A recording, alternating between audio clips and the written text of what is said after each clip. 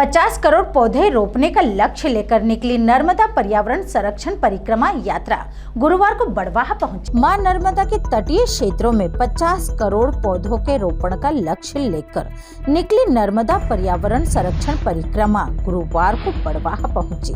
यहां आनंदेश्वर मंदिर में यात्रा में शामिल 20 सदस्यीय दल का स्वागत किया गया। इस दौरान दल के सदस्य प्रहलाद शर्मा ने अपनी यात्रा को लेकर विस्तार से जानकारी दी।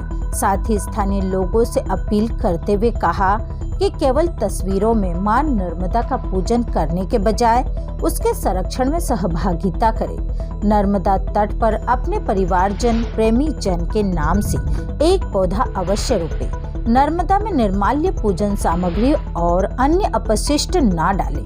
यदि नर्मदा स्वस्थ होगी तो हम क्षेत्रवासी भी समृद्ध व उन्नत होंगे। शर्मा ने बताया कि यात्रा 2 जनवरी से हरदा के हंडिया नर्मदा तटीय क्षेत्र से प्रारंभ हुई है। सभी सदस्य 4 पहिया वाहन से 22 दिनों तक नर्मदा के तटीय क्षेत्रों में भ्रमण कर पर्यावरण संरक्षण, जन जागरण व पौधारोपण का कार्य करेंगे। इस दौरान पर्यावरणविद शिव शंकर, संत विदेश्वरानंद योगाचार्य, शिव प्रतिमा पर्वतारोही ज्योति रात्रे, कृषक अरविंद सारण सहित अन्य लोग शामिल हैं। 23 जनवरी को यात्रा का समापन हांडिया में एक बृहद कार्यक्रम से होगा, जिसमें मुख्यमंत्री डॉक्टर मोहन यादव समेत तटीय क्षेत्रों से लगी लोकसभा के सांसद सम्मिलित होंगे।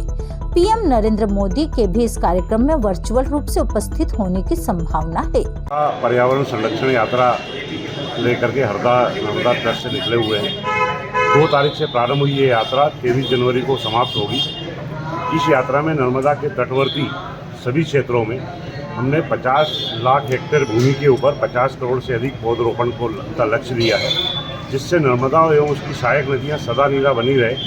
ये किसानों के लिए भी एक अच्छा अवसर है, जिसमें किसानों के खेतों की मेड़ों के ऊपर सागौन का रोपण किया जाएगा, जिससे स्थानीय लोगों को रोजगार मिलेगा। वहीं किसान आर्थिक रूप से समृद्ध होगा। पर्यावरण शुद्धिकरण के साथ ही कार्बन क्रेडिट के क्षेत्र में एक ऐसा बड़ा कार्य मध्य प्रदेश करने जा रहा है, जो वर्ल्ड लेवल के ऊपर भारत के नेतृत्व करने में एक अहम भूमिका निभाएगा। प्रतिदिन आप कितने किलोमीटर चलते हो और यात्रा का क्या उद्देश्य है? ये यात्रा हम वाहन द्वारा कर रहे हैं। 20 दिनों की यात्रा है, जिसका समापन नर्मदा तट हंडिया पे ही किया जाएगा, जहां मध्य प्रदेश के मुख्यमंत्री और अन्य मंत्री व सांसद नर्मदा के तटवर्ती क्षेत्र के सभी सांसदों को इसमें आमंत्रित किया गया है। सबकी सहमति प्राप्त हो गई है। वहाँ एक बड़ा आयोजन होगा, जिसमें वर्चुअली रूप से देश के प्रधानमंत्री नरेंद्र मोदी जी भी जुड़ रहे हैं, क्योंकि ये उनके ड्रीम प्रोजेक्ट मिशन लाइफ को लेकर के ये कार्य किया जा रहा है। इससे पर्यावरण संरक्षण, नदियों के सबको समृद्ध करना, सदा नीरा बनाना, ये आजीविका और रोजगार से जोड़ करके किया जाने वाली यात्रा है। इस यात्रा में केवल धार्मिक दिखावा ही नहीं, बल्कि ये उस कार्य को लेकर के की जा रही है, जिससे भविष्य में मध्य प्रदेश की जीवन रेखा कहलाने वाली नर्मदा सदा नीरा बनी रहे। आज नर्मदा की स्थिति काफ़ी दयनीय हो चुकी है। गर्मी के दिनों में उसकी धारा टूटने लगती है। तो ऐसा न हो कि भविष्य में जो परिक्रमाएं आस्था के वसीले होकर की जाती है, जब नर्मदा सदा नीरा नहीं रहेगी तो यात्रा कैसे निरंतर बनी रहेगी? क्योंकि ये विश्व की एकमात्र नदी है जिसकी परिक्रमा की जाती है, तो इसको बचाने का दायित्व भी मध्य प्रदेश के लोगों का है। इसलिए हम ये यात्रा जागरूकता के साथ निकाली है। ये अमृत वन फाउंडेशन के बैनर तले यात्रा निकाली गई है।